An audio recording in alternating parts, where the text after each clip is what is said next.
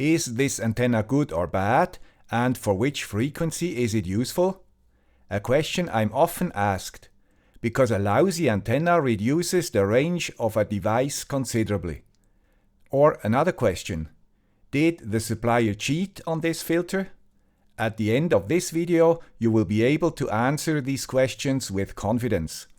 And you know everything you always wanted to know about the Smith chart. For about $50. Is this a good deal? Grüezi YouTubers, here is the guy with the Swiss accent, with a new episode and fresh ideas around sensors and microcontrollers. Remember, if you subscribe, you will always sit in the first row. If you use antennas or filters, your most important tool is a vector network analyzer, or VNA. It is essentially like a multimeter or an oscilloscope. But until recently, nearly nobody had one of those, because its price tag started at around $10,000. With the appearance of these NanoVNAs, the price dropped to way below $50. The first generation had a limited frequency range.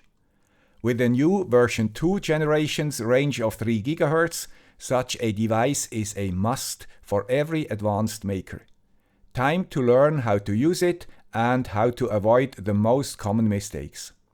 In this tutorial we will cover what is the difference between a VNA, a spectrum analyzer, and a VSWR meter. Which questions can be answered with a VNA? How does the VNA display its results and how to read them? Why is it important to know the limitations of the cheap VNAs and how can we overcome them? Why and where do we need to calibrate our instruments? And what happens if we do not do it? How is the quality of those devices? Do they provide correct information? Which additional software packages are available? First question, what is a VNA? It generates a signal and measures the amplitude and the phase of the signal coming from the device under test, or DUT. Simple. Other than the ohm meter, which only can measure resistance, it also can measure capacitance and inductance, because it also measures the phase between voltage and current. This is the main difference between a VNA and a spectrum analyzer with a tracking generator. Spectrum analyzers only measure amplitudes. But the spectrum analyzer can characterize external signals from transmitters. What problems can be solved with a VNA? Let's assume a simple system consisting of a transmitter, a cable, and an antenna that emits the power into the air. Of course, we want that all power is emitted. This happens if the transmitter's output impedance is well adapted to the cable's input impedance and the cable's output impedance to the antenna. Matched means they have the same impedance. Generally, this impedance is standardized to 50 or 75 ohms. For this video, I will concentrate on 50 ohms systems. If these impedances do not match, signals are reflected, do not reach the air, and heat the transmitter. In the old days, we had VSWR, or short SWR meters for that purpose. They measured the forward and the reflected power, as we see here. If there is no reflected power, the SWR is 1. If we want to know more, we use a VNA to measure the different parts' impedances and decide if the match is good or bad and what we have to do to change it. Cool. Unfortunately, a few errors can happen during this process, and we need a little theory to avoid them.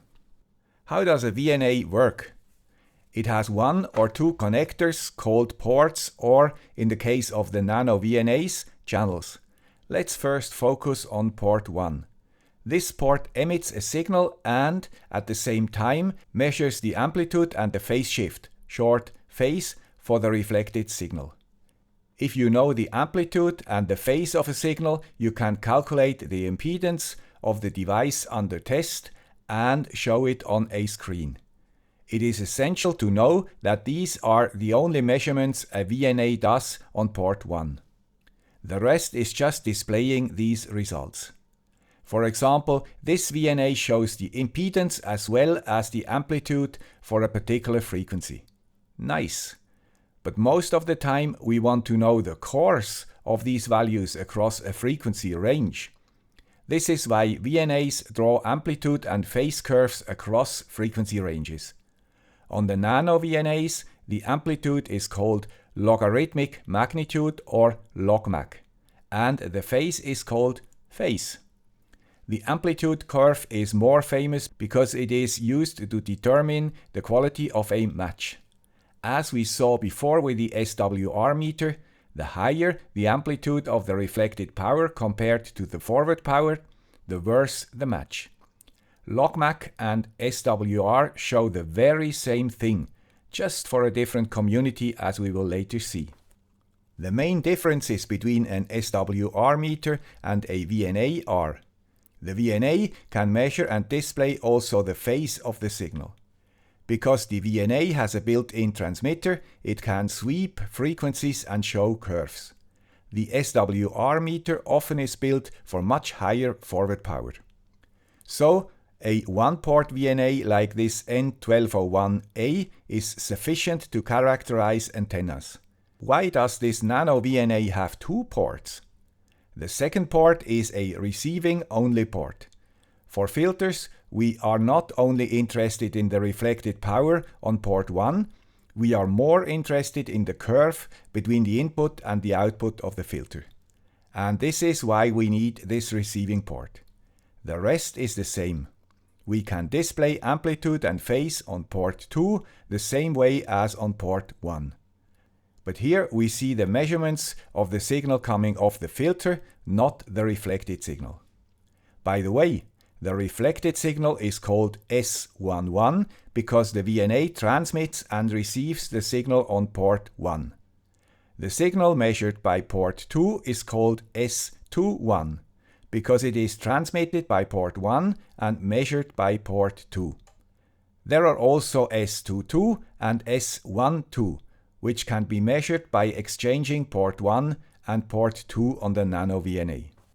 So far, we only dealt with simple curves across a frequency range. How does the VNA display impedances? It uses the Smith chart. This is a Smith chart.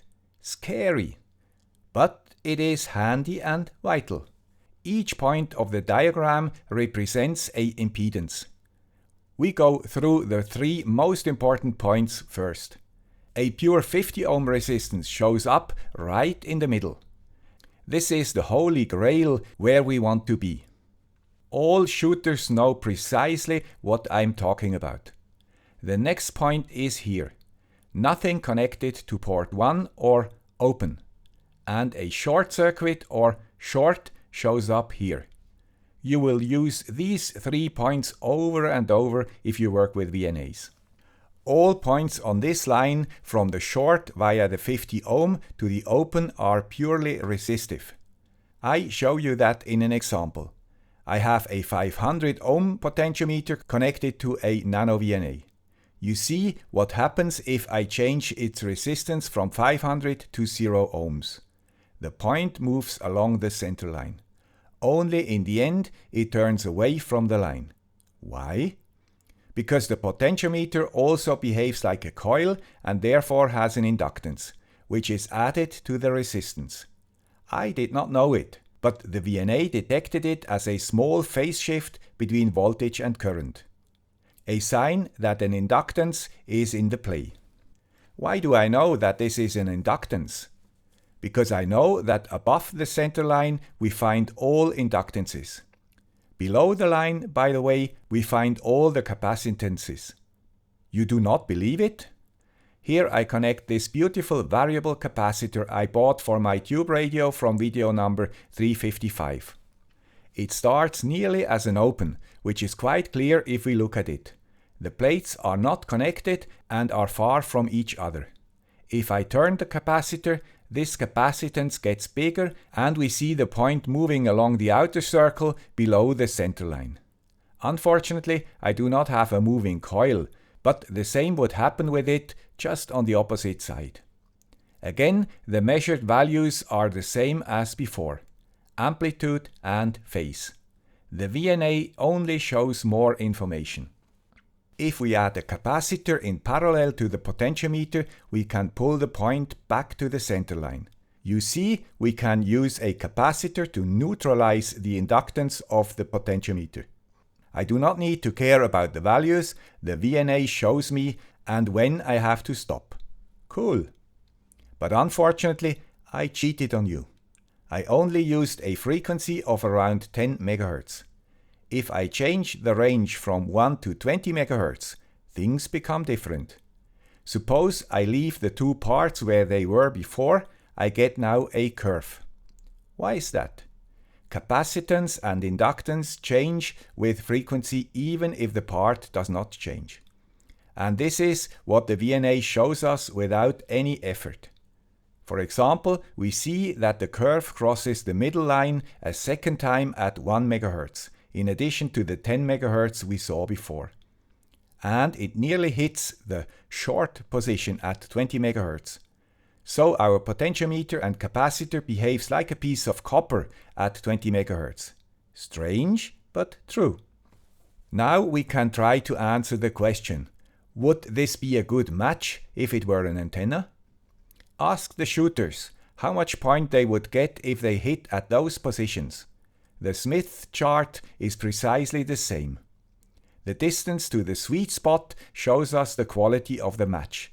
Here we would have the best match at 10 MHz with the closest distance to the 50 ohms sweet spot. As seen before, we can also check the quality of the match by looking at the SWR curve. It shows the distance to the sweet spot. And really, it is very flat up to about 15 MHz. Then it decreases rapidly because the distance gets bigger and bigger. At the sweet spot, the SWR would be 1. Now it is around 3, a bad match. You see, we do not need a Smith chart to just know if an antenna is good or bad. The SWR is sufficient for that purpose. When do we use the Smith chart? When we want to know how we can compensate for a bad match, for example, and for calibration, as we will later see. By the way, if you talk VSWR to an RF engineer, he immediately knows you are an amateur radio operator. He would never use this word. He uses return loss in dB, which is the same, just different.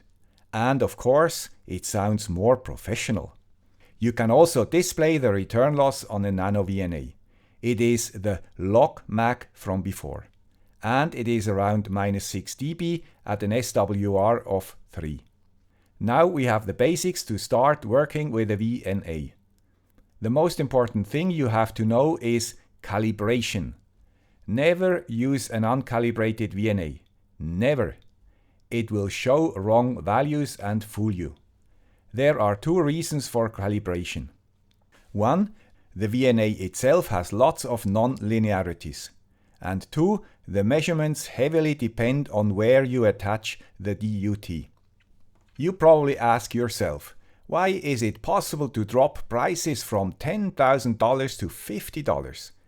Is the quality of these devices okay, or do they display crap? And here comes the calibration into play. Even if those cheap instruments are not accurate at all, you still can get good results. How is this possible? If we use well-known DUTs and tell the instrument their exact value, it can remember this fact. For example, if I attach an exact 50 ohms resistor to port 1 and tell the instrument that it is 50 ohms, it will later recognize a well-matched antenna and also display 50 ohms. So far, so good.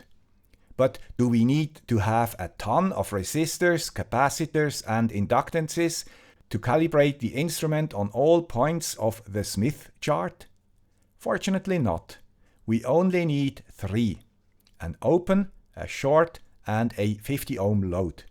If we calibrate even a cheap instrument at these 3 points, it will display all other points with acceptable precision. But do not forget, if we omit this calibration, These cheap instruments can show very wrong measurements. Also the professional ones, by the way. The calibration process is relatively easy. First, choose the frequency range you want for your calibration. This is very important because the NanoVNA invalidates a calibration as soon as you change the range. Then we go to the calibration menu and start with connecting the short to the VNA. After waiting for a short time, we can go on with the open and the load. This is called SOL calibration. If we connect both ports and tip through, we get a salt calibration. Now we can save it in one of the 7 memories. Here the instrument shows us if it is calibrated. Without this capital C, it is uncalibrated. You probably remember, I said you would see these 3 points over and over. Now you know why. We have to calibrate the instrument every time we change the frequency range. You might say, why not do a wideband calibration at the beginning? Then the instrument should know its calibrations at each frequency. Theoretically, this is true, and the N1201 SA does it like that. But those small devices only measure 101 or 201 points per scan. If you start at 1 MHz and end at 3 GHz, you get a calibration point each 30 MHz, which is more or less useless. Most antennas, for example, have a much smaller usable range than 30 MHz. By the way, if we switch the calibration off, we get very different and wrong results. We increased the precision of our device by factors using this simple calibration method. This is why you also have to order your VNA with a calibration set. According to Kurt Poulsen, a calibration specialist, the SMA calibration sets coming with the NanoVNA V2 are quite good up to 3 GHz, which is very astonishing. A professional calibration set can easily set you back $2,500 and more. This was the first reason for calibration. The second is the calibration plane. If we calibrate our instrument with a standard set, we establish a calibration plane right at the SMA connector. Maybe you ask yourself why we have a special open calibrator. Because there is a difference of a few millimeters between nothing and open, especially for higher frequencies. As soon as you add a cable or an adapter to your VNA, the calibration is no more accurate. Here is a simple example. This antenna only has a female connector, which does not match the female connector of the NanoVNA. I can solve this problem by adding this simple adapter. Look what happens if I add the adapter. The open point is shifted considerably because the signal travels to the newly established plane and back. Our instrument is no more calibrated. I have to calibrate my instrument at the newly established plane. But if I have no female calibration set? Fortunately, the NanoVNA can correct this error by using a port extension called electrical delay on the NanoVNAs. If I enter 165 picoseconds, the open is back where it should be. Good enough for us makers. If you do not trust me, you can visit Alan's W2AEW channel. He covers that and many other specialities of the NanoVNAs. The same but much worse applies if you want to measure on this demo kit, because you need a pigtail to connect the VNA to these tiny UFL connectors. Now we have 2 possibilities. Because the board has an open, a short and a load, you can calibrate on this board or use the port extension as before. Of course, with a much longer delay of 1.95 nanoseconds. Both establish a calibration plane at the end of this pigtail. Here are the results. With calibration on the board, as well as with the port extension, the measurements are very similar. The result with the calibration plane at the SMA connector of the VNA is very different and wrong. With all this knowledge, we can answer our question from the beginning. Which antenna is better? They look very similar. Same manufacturer and same type. They should work on 144 to 148 and on 430 to 440 MHz. As shown before, I established the calibration plane on the adapter for frequencies between 100 and 500 MHz. For an overview, this is okay. I use 201 measuring points and get a space between the two measurements of 2 MHz. Enough to check if the antenna is terrible, but not enough to see if the antenna is good. Both antennas have 2 dips. Unfortunately, the dips of the fake one are not deep enough, so it is not usable for our purpose. If we look at the Smith chart, we see that its curve always is in the capacitive area. Maybe adding some inductivity would get a better response. The real one is far from an optimal antenna, but its dips at least are in the right place. We could now calibrate our VNA around 144 or around 430 MHz to get better measurements for the 2 ranges. But I think you got the point. As said in the beginning, we can also measure filters if we have a 2-port VNA. We connect port 1 to the input of the filter and its output to port 2 and measure S21. We have some filters on the demo kit to check the effect. But before we can do so, we have to calibrate the through. This is either done with such an adapter or, in the case of the demo kit, with this through. After establishing a salt with a calibration plane at the kit, and for the frequency range of 5 to 15 MHz, we see the expected dip at 6.5 MHz as well as the peak at 10.7 MHz for the other filter. Because the noise floor of this NanoVNA is around -75 dB, we cannot measure very good filters. Here we need a professional device with a noise floor below 100 dB. In my lab, the highest frequency I use is 2.45 GHz for Wi-Fi, and this will stay for the next years. I do not think that our gadgets will move to 5.8 GHz Wi-Fi soon. So now it is the time to invest in this new technology, if not already done. A few words about the available software. I use the VNA QT software for this video. You need it also for firmware upgrades. It is simple and does more or less the same thing as the firmware on the device. The NanoVNA Saver software is much more elaborated, but also has a steeper learning curve. You find the links in the description. Summarized, VNAs create a signal and measure impedances of DUTs like antennas or filters. They measure amplitude and phase to determine impedances. They display amplitudes, phases and impedances over a frequency range, either in XY charts or in a Smith chart. The Smith chart is made for systems analysis. SWR or return loss curves help for quick checks. To get the needed accuracy, VNAs have to be calibrated. Use a SOL calibration for 1-port antenna characterization and SOL-T calibration for 2-port filter measurements. For the NanoVNAs, the calibration range always is the same as the measuring range. Always establish the calibration plane where the measurement is planned, either by connecting the calibration set at this plane or by using port extension. The NanoVNA V2 is an ideal device because it covers all ham bands, the 433 and 868/915 MHz ISM bands and the 2.4 GHz Wi-Fi. All we need for $50. It has 2 ports and therefore can characterize antennas and filters. It is critical to know that it only measures a maximum of 201 points in the range. Only with a PC software you can extend this number. So it is necessary to adapt the frequency range to the questions you want to answer.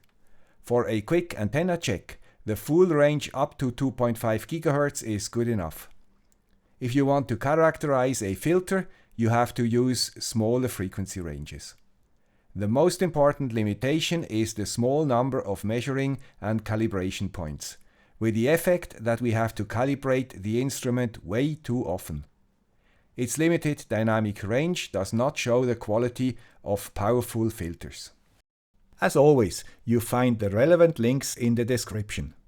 I hope this video was useful or at least interesting for you. If true, please consider supporting the channel to secure its future existence. Thank you. Bye.